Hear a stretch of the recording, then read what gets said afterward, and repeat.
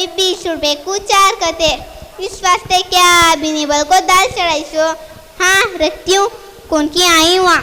देखो मुबीना, ये आपा देखो फोन पर किस तरह बात कर रही है। ऐसा लग रहा है इनका मुंह मैंगलोर एक्सप्रेस ट्रेन लग रहा है, रुक ही नहीं रहा है। हाँ सफ़ा, ये भी कोई तरीका है क्या फ़ोन पे बात करने का? अस्सलाम वालेकुम। वालेकुम अस्सलाम।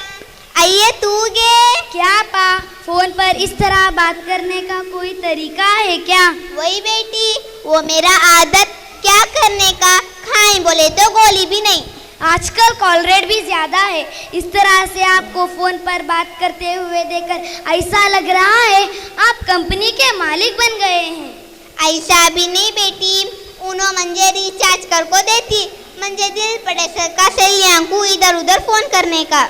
वाह रे वाह, आपा आप अपनी शोहर की कमाई फजूल मत उड़ाइए।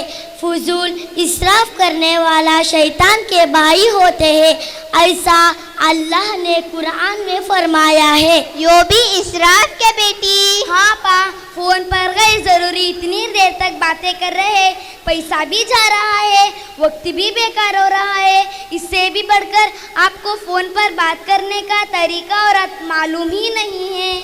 फ़ोन एक नियामत है, अल्लाह ताला ने हमें अपनी ज़रूरियात पूरा करने और अपना वक्त बचाने के लिए इस नियामत से नवाजा है। ये बात सही नहीं है कि इसको गैर ज़रूरी कामों के लिए रहमत के बजाय ज़हमत बनाइए।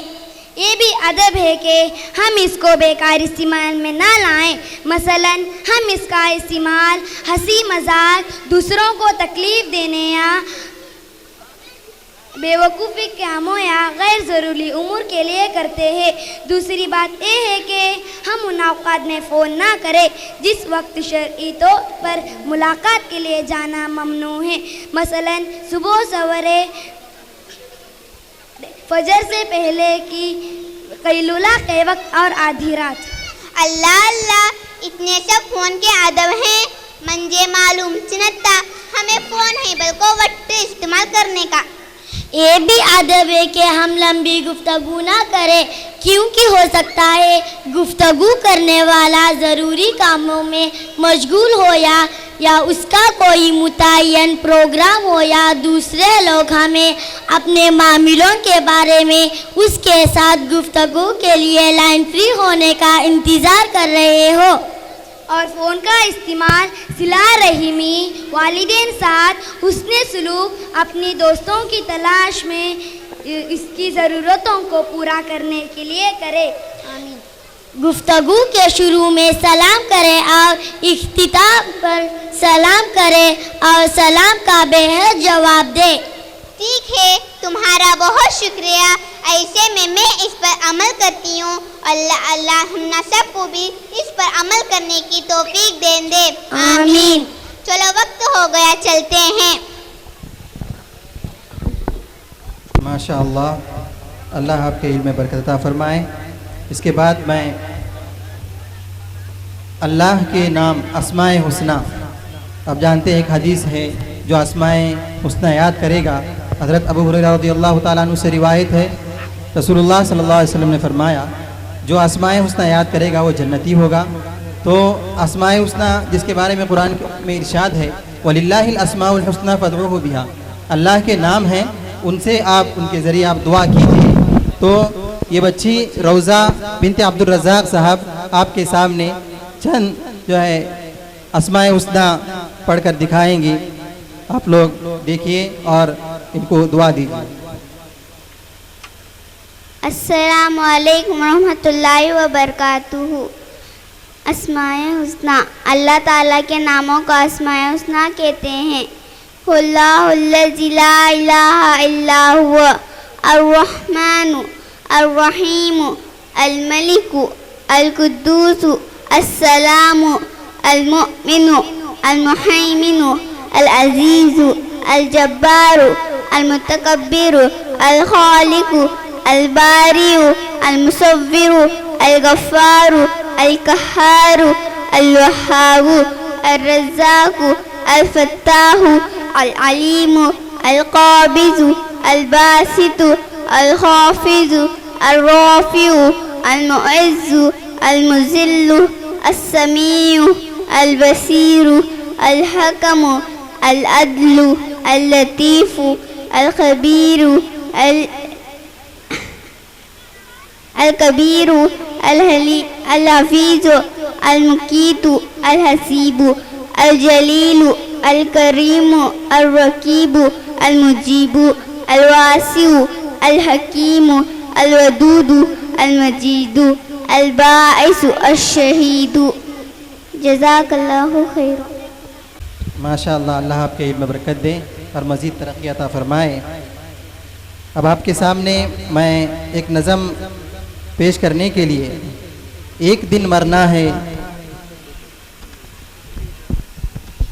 اس نظم کو پیش کرنے کے لیے مشاب بن مناف، فیصل بن فیاض، الطاف بن شبیر صاحب یہ اپنا نظم پیش کریں. ایک دن مرنا ہے آخر موت ہے، کر لے جو کرنا ہے آخر موت ہے. ایک دن مرنا ہے آخر موت ہے، کر لے جو کرنا ہے آخر موت ہے. تو نے منصب بھی اگر پایا تو کیا، دبدبا اپنا بھی دکھلایا تو کیا، کنج سیم و زر بھی ہاتھ آیا تو کیا، قصر عالی شاہ بنوایا تو کیا. ایک دن مرنا ہے آخر موت ہے، کر لے جو کرنا ہے آخر موت ہے. ایک دن مرنا ہے آخر موت ہے، کر لے جو کرنا ہے آخر موت ہے. آخرت کی فکر کرنی ہے ضرور، جیسی کرنی ویسی بھرنی ہے ضرور. عمر ایک دن گزرنی ہے ضرور، قبر میں میت اترنی ہے ضرور. ایک دن مرنا ہے آخر موت ہے، کر لے جو کرنا ہے آخر موت ہے. ایک دن مرنا ہے آخر موت ہے، کر لے جو کرنا ہے آخر موت ہے. بہر غفلت یہ تیری ہستی نہیں، دیکھ جنت اس قدر سستی نہیں. رہ گزر دنیا یہ بستی نہیں، جاہیں عیش و عشرت و مستی نہیں. ایک دن مرنا ہے آخر موت ہے، کر لے جو کرنا ہے آخر موت ہے. ایک دن مرنا ہے آخر موت ہے، کر لے جو کرنا ہے آخر موت ہے. حسن ظاہر پر اگر تو جائے گا، عالم فانی سے دھوکا کھائے گا. اے مناقش سانپ ہے ڈس جائے گا، رہنا غافل یاد رکھ پچھتائے گا. ایک دن مرنا ہے آخر موت ہے، کر لے جو کرنا ہے آخر موت ہے. ایک دن مرنا ہے آخر موت ہے، کر لے جو کرنا ہے آخر موت ہے. عیش و عشرت کے لیے انسان نہیں، یاد رکھ تو بندہ ہے مہمان نہیں. غفلت و مستی تجھے شایع نہیں، بندگی کر تو اگر نادان نہیں. ایک دن مرنا ہے آخر موت ہے، کر جو کرنا ہے آخر موت ہے، ایک دن مرنا ہے آخر موت ہے، کر لے جو کرنا ہے آخر موت ہے۔ ساری دنیا کی سجاوٹ پر نہ جا، نیکیوں سے اپنا اصلی گھر سجا، پھر وہاں بس چین کی بنسی بجا، انہو قد فاز فوزا من نجا۔ ایک دن مرنا ہے آخر موت ہے، کر لے جو کرنا ہے آخر موت ہے، ایک دن مرنا ہے آخر موت ہے، کر لے جو کرنا ہے آخر موت ہے۔ ماشاء اللہ، سبحان اللہ۔ یہ منقش سانپ ہے دس جائے گا، رہنا غافل آخر تو پچھتائے گا، ایک دن مرنا ہے آخر موت ہے، کر لے جو کرنا ہے آخر موت ہے۔ اس کے بعد میں تقریر پیش کرنے کے لیے جس کا عنوان ہے ماں، اس عنوان پر تقریر پیش کرنے کے لیے آپ کے سامنے کھڑے ہیں ذوحان بن ذوالفقار صاحب، وہ اپنی تقریر پیش کریں۔ السلام علیکم ورحمۃ اللہ وبرکاتہ، نحمدہ ونصلی علی رسولہ الکریم، اما بعد۔ محترم صدر جلسہ، مہمانان خصوصی اور سامعین کرام، آج کے اس جلسے میں میری تقریر کا عنوان ہے ماں۔ الجنت تحت اقدام الامہات، ماں کے قدموں تلے جنت ہے۔ ماں ہماری زبان میں ایک ایسا خوبصورت اور پاکیزہ لفظ ہے جو ممتا، محبت، مودت، مروت اور ہمدردی و غمخواری سے عبارت ہے۔ ماں کی عظمت و رفعت افلاک کی وسعتوں سے بڑھ کر ہے۔ ماں کے پیروں کے دھول میں بھی پھول اگتے ہیں۔ ماں ایک ایسی دھوپ ہے جہاں صدق و صفا کے موتی چمکتے ہیں۔ ماں ایک ایسی میٹھی روشنی ہے جہاں ممتا اور محبت کی کلیاں مسکراتی ہیں۔ ماں ایک تابندہ ستارہ ہے جو اندھیرے میں بھی روشنی بکھیرتی ہے۔ ماں ایک ایسی دیپ ہے جس کی تابندگی کے آگے زہرا، مریخ اور ثاقب کی بھی روشنی ماند پڑ جاتی ہے۔ ماں کی نظر کرم ابر رحمت کا خوشگوار سایہ ہے۔ ماں کا دل ساگر سے بھی زیادہ گہرا ہے جہاں پر ہر رنج و غم چھپ جاتے ہیں۔ ماں ایک ایسی چمن ہے جس کی پھولوں کی رنگت کبھی ماند نہیں پڑتی۔ ماں ایک ایسی خوشبو ہے جس کے وجود سے پورا کائنات معطر رہتی ہے۔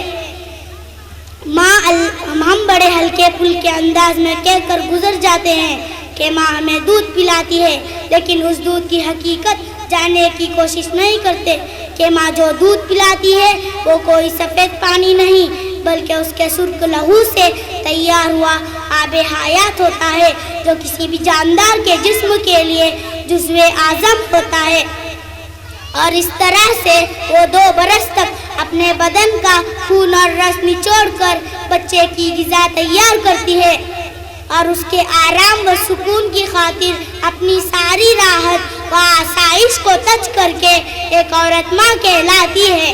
ماں وہ ہے جس کے پیشانی میں نور، جس کے آنکھوں میں ٹھنڈک، جس کے باتوں میں محبت، جس کے دل میں رحمت، جس کے ہاتھوں میں شفقت، جس کے پیروں میں جنت، اور جس کے آغوش میں پوری دنیا کا سکون رکھ دیا گیا۔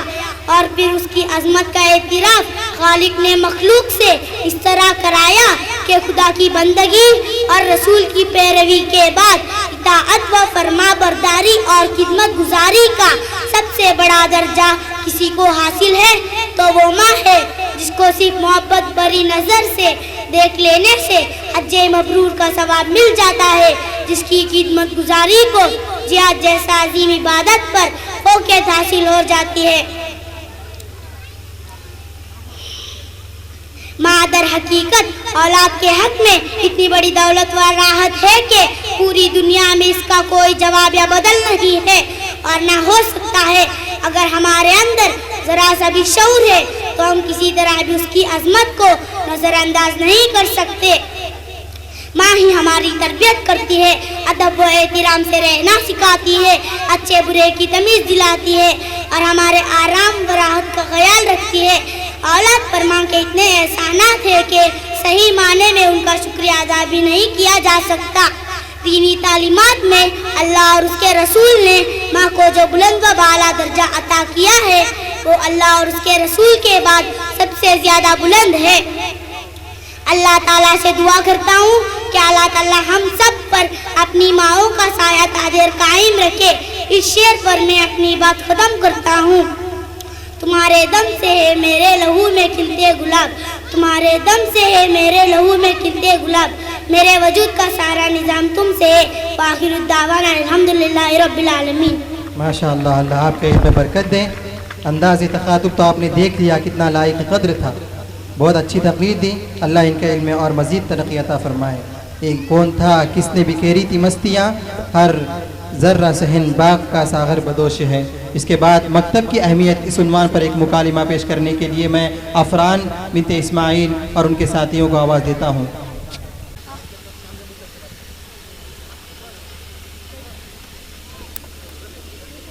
السلام علیکم۔ وعلیکم السلام۔ خیریت سے سلیم بھائی؟ الحمدللہ، اللہ کا فضل ہے۔ اور سب کیا حال چال؟ کہاں لے جا رہے ان دونوں کو؟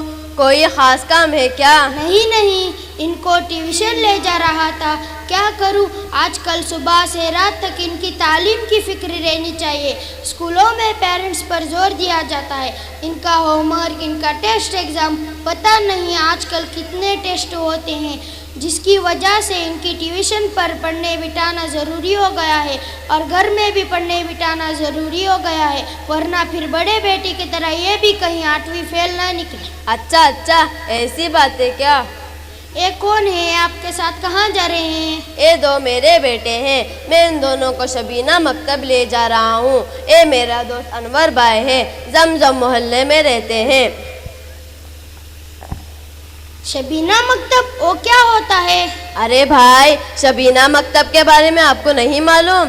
نہیں بھائی، بتاؤ تو صحیح، مکتب کیا ہوتا ہے؟ مکتب یعنی جہاں پر اسکولی بچے آ کر قرآن، حدیث، عقائد وغیرہ کا علم حاصل کرتے ہیں۔ چونکہ ہمارے یہاں شام میں تعلیم ہوتی ہے، اسی لیے شبینہ مکتب کہتے ہیں۔ اچھا، ایسی بات ہے، مگر میرے بچے صبح اسکول، ٹیوشن یہ سب پڑھ کر تک جاتے، پھر دوسرے پڑھائی کے بعد فرصت ہی نہیں ملتی۔ بھائی صاحب، آپ کے بچے اسکول جاتے ہیں، ٹیوشن جاتے ہیں، دنیاوی تعلیم حاصل کرتے ہیں، بہت اچھی بات ہے، مگر آپ نے کبھی سوچا ہے کہ اپنے بچوں کو قرآن تجوید سے پڑھنا آئے، حدیث نبوی معلوم ہو، کچھ دینیات بھی سیکھ لے؟ اس کی فکر کبھی آپ نے کی ہے؟ یہ تو کبھی سوچا ہی نہیں، کیا کروں، وقت ہی نہیں ہے۔ میرے بھائی، یہ آپ کی غفلت ہے۔ انسان پر خود اپنی ہی اصلاح کے ساتھ ساتھ اپنے گھر والوں، بیوی بچوں کی اصلاح کی فکر کرنا بھی ضروری ہے۔ کی طرف لانے کی کوشش کرنا، فرائض واجبات کی ادائیگی کی تاکید کرنا اور گناہوں سے بچنے کی تاکید کرنا بھی انسان کی ذمہ فرض ہے۔ کیا آپ نے اپنے بچوں کو دین سکھایا، ان کو دین کی تعلیم دیا؟ چلو میں آپ کے بچوں سے پوچھتا ہوں، ہو سکتا ہے کہ آپ کے بچوں کی معلومات اسکول میں اچھا ہو، لیکن میں دین کے متعلق کچھ سوال کرتا ہوں۔ بیٹا بتاؤ، دین کسے کہتے ہیں؟ اس بارے میں مجھے کچھ نہیں معلوم۔ بیٹا تم بتاؤ، غسل کے فرائض کتنے ہیں؟ اس بارے میں مجھے اتنا ہی معلوم ہے کہ ٹاول لینا، بالٹی لینا اور پانی بدن پر انڈیل لینا۔ تم بتاؤ، کھانے کی کتنی سنتیں ہیں؟ سنت نہیں پتا، بس ابا امی ہمیں ٹیبل پر بٹھا کر کھلاتے پلاتے۔ تم بتاؤ، نماز کا کیا مطلب ہے؟ نماز یعنی مسجد میں جا کر اٹھ بیٹھ کرنا۔ سلیم بھائی، آپ ذرا ان دونوں سے سوال کیجئے، آپ کو پتا چلے گا کہ ان دونوں میں دین کی کتنی معلومات ہے۔ آپ ہی سوال کیجئے۔ بیٹا تم بتاؤ، دین کسے کہتے ہیں؟ اللہ تعالیٰ کے حکم اور نبی صلی اللہ علیہ وسلم کے طریقے پر زندگی گزارنے کو دین کہتے ہیں۔ تم بتاؤ، نماز کسے کہتے ہیں؟ ایک خاص انداز میں اللہ کے سامنے اپنی بندگی کا اظہار کرنے کو نماز کہتے ہیں۔ غسل کے فرائض کتنے ہیں؟ غسل کے فرائض 2 ہے۔ غسل کی نیت کرنا، پورے بدن پر اس طرح پانی بہانا کہ ایک بال برابر بھی کوئی جگہ سوکھی نہ رہے۔ پانی پینے کی سنتیں کتنے ہیں؟ پانی پینے کے 6 سنتیں ہیں۔ نمبر 1 دائیں ہاتھ سے پینا، نمبر 2 بیٹھ کر پینا، نمبر 3 دیکھ کر پینا، نمبر 4 بسم اللہ پڑھ کر پینا، نمبر 5 3 سانس میں پینا، نمبر 6 پینے کے بعد الحمدللہ کہنا۔ توجیہ سناؤ۔ وجہت وجہی للذی فطر السماوات والارض حنیفا مسلما وما انا من المشرکین ان صلاتی ونسکی ومحیای ومماتی للہ رب العالمین لا شریک لہ وبذالک امرت وانا من المسلمین۔ کلمہ تمجید پڑھو۔ سبحان اللہ والحمد للہ ولا الہ الا اللہ واللہ اکبر ولا حول ولا قوت الا باللہ العلی العظیم۔ دیکھا آپ نے آپ کے بچوں کے اندر دین کی علم کی کتنی کمی ہے۔ آج ہمارا حال ہے کہ ہر چیز کی فکر ہے لیکن دین کی طرف توجہ نہیں۔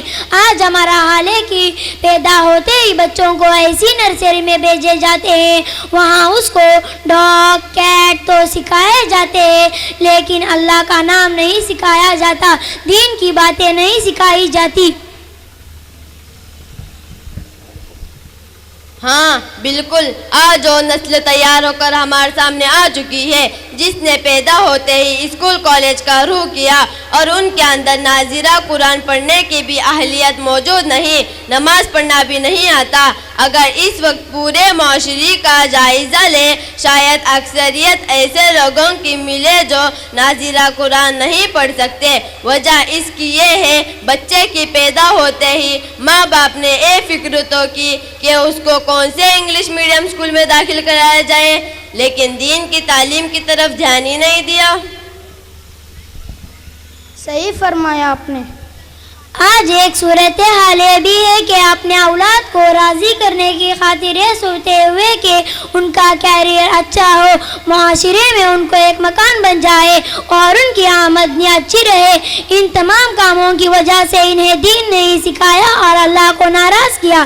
اس کا نتیجہ یہ ہوا کہ وہی اولاد جن کو راضی کرنے کی فکر تھی ماں باپ کے سر پر مسلط ہو گیا، اور آج آپ خود معاشرے میں دیکھ رہے ہیں کہ اولاد اپنے ماں باپ کی نافرمانی کر رہی ہے۔ دوستوں تمہارا بہت بہت شکریہ، تم نے آج میری آنکھیں کھولی، اس میں میرا ہی قصور ہے، میں نے دین کی باتیں ان تک نہیں پہنچائی، بچوں کے لیے دین تعلیم کا راستہ نہیں کھولا۔ آگے چل کر وہ اولاد ماں باپ پر مسلط ہو جائے، پھر اپنی تعلیم کے تہذیب کے مطابق ان کا داخلہ نرسنگ ہوم میں کر دیں گے۔ مغربی ملک کا ایک واقعہ یاد آیا، بوڑھا باپ نرسنگ ہوم میں پڑا ہوا ہے، وہاں ان کا انتقال ہو گیا ہے۔ وہاں کے مینیجر نے بیٹے کو فون کیا، جناب آپ کے والد کا انتقال ہو گیا ہے، تو جواب میں بیٹے نے کہا مجھے بہت افسوس ہے کہ میرے والد کا انتقال ہو گیا ہے، برائے کرام آپ ان کی تجہیز و تکفین کا انتظام کیجئے اور بل مجھے بھیجئے۔ مطلب یہ ہوا کہ ماں باپ جیسا کریں گے ویسا بھریں گے۔